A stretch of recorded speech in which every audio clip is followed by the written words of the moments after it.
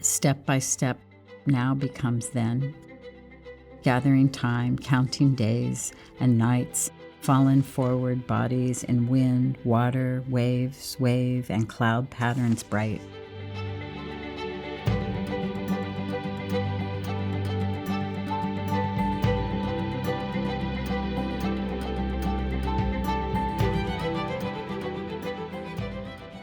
When people enter the campus from the trolley, they enter this ocean of words.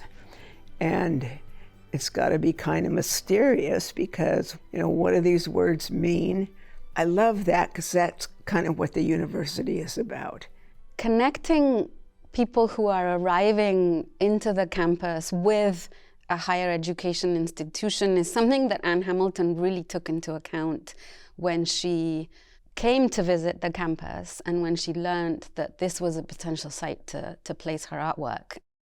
It was a bridge that was creating, because of the tram, a new entrance into, obviously, the university. And just thinking about, what is that threshold from a place that is a kind of undomesticated landscape into a place of language? And so what are the ways in which our experience of reading is always potentially also an act of composition? And so that took me into the history of the university, and which is a young history, really. It's an origin story that's dedicated to Kumeyaay, the first Kumeyaay woman. It's called Yeyesh-Cha'ak. I'm probably mispronouncing it. A Woman's Heart is the title. The way that Anne Hamilton integrated Kumeyaay tradition into the walkway was when she first visited the campus, she learned that we're on ancestral Kumeyaay land. Anne's work is very much about how she responds to sites, to their history, to the people who inhabit it or had inhabited it, to the knowledge and the ways in which people live. Really importantly, you can see in this line here that this is where the structure of the spine word, which repeats, is broken. And so every 20 feet in the composition, I think here you can almost see the next darker line, the text is cut differently. So it's depressed rather than raised. And it's the only continuous narrative in the piece. So it starts on the east side, and these lines, if you followed each one, right reading sort of from left to right, you would get the full story of the first Kumeyaay woman.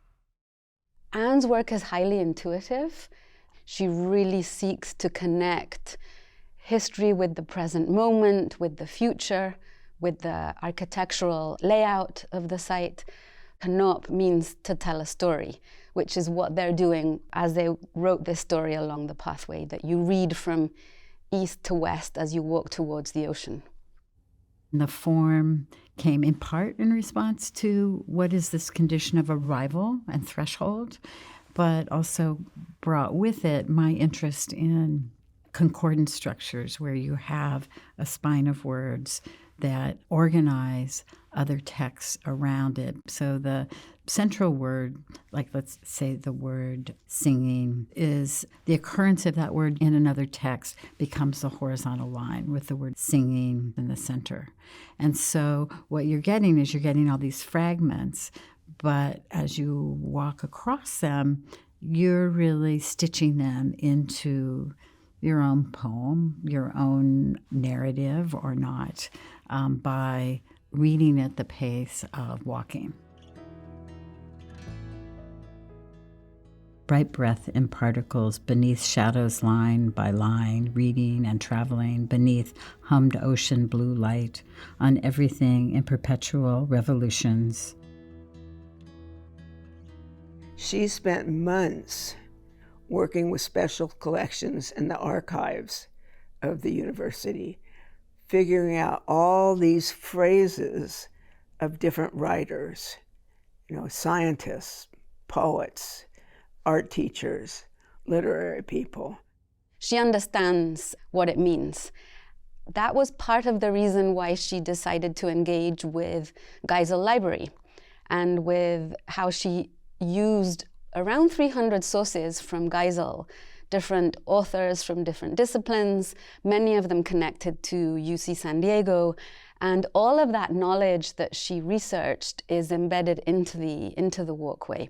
You're like a thread that is walking across and passing through it. And in that way, it stays alive, it stays animated by each crossing. And so, in a case like that, I'm thinking a lot about what is that condition of arrival, the way in which, every student who is studying here is intersecting with the encyclopedia of disciplines that are here in their own way, and making their own path. So I actually composed this thinking about words that could read both directions, because you might be coming from the west or you might be coming from the east. And so for that reason, each line alternates which way it faces.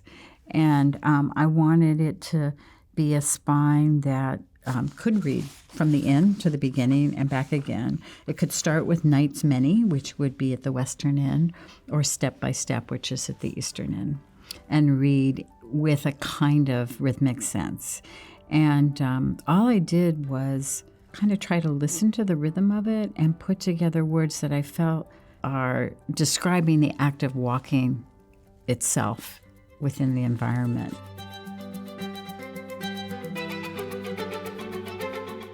Anne's start in the art world was through textile, and she's always had a very deep connection with language and with knowledge. She's really, in terms of going back to textile, she's really weaving these sentences and these words together. But Anne has always said that for her it's so important that people find their own word or their own words. So you can read the walkway really in many, many ways, depending on your own, who you are, where you come from, what your mood is that day. All my work was really ephemeral and durational. Most of the installations were temporary in nature.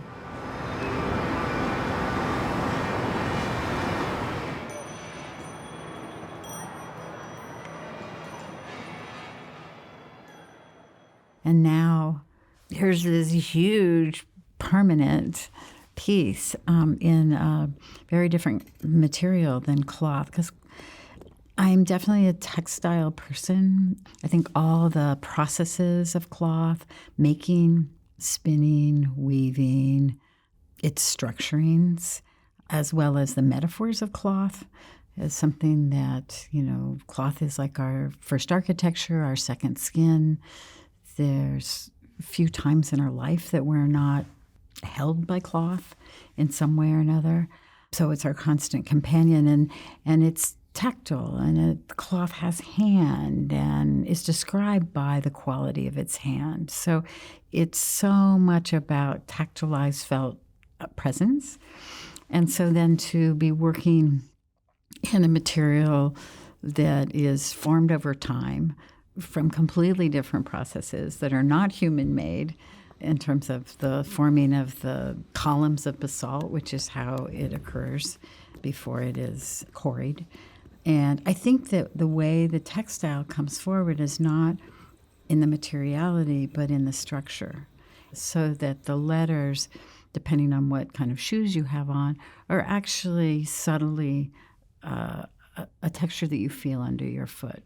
And she likes weaving. She's worked a lot with fabric.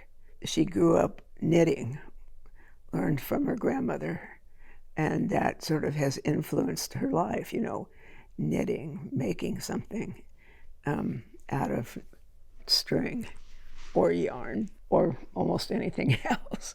But with knitting and weaving and those working with your hands is a part of her MO, and it's deeply felt. And that comes across in a way in this work too, more so the movement and sort of reading as you go along, paying attention to the world or to what's in front of you. In this act of composition, we tried out a lot of things, and it was really kind of like the quality of the rhythm and the sound. So some of the original works we slightly edited relative to the width of space we had, because it's an irregular path. It ends up in its longest, most regular section to be 26 feet wide, but then further down it's eccentric and wider in places. And we just had a great time reading these things. I mean, it was hard to find some words like hummed. I remember hummed was really hard to find. So we would sometimes edit things just slightly. Revolutions orbit chance with choice, spinning, and hope blind and light drifting in dark figuring minds and hearts, weaving life with life. And so even though the piece is silent and in stone, I think you hear it in your ear as you see it. And so it was, we would read it and say, no, that line doesn't really work here. Some of the writing, the academic writing scholarship can be a little flat, honestly. And so it was really interesting to find, some of the early researchers in biology and stuff, how incredibly poetic some of their writing was, and inspiring in that sense. And their descriptions of what they were doing that were written maybe not for their research peers, but, for a larger public. She's a poet. She's a real poet. And her work is about movement and meaning. And so movement, as you walk along the path, you pick up these words or phrases and wonder what they're from. Anne deals a lot with what she calls embodied knowledge.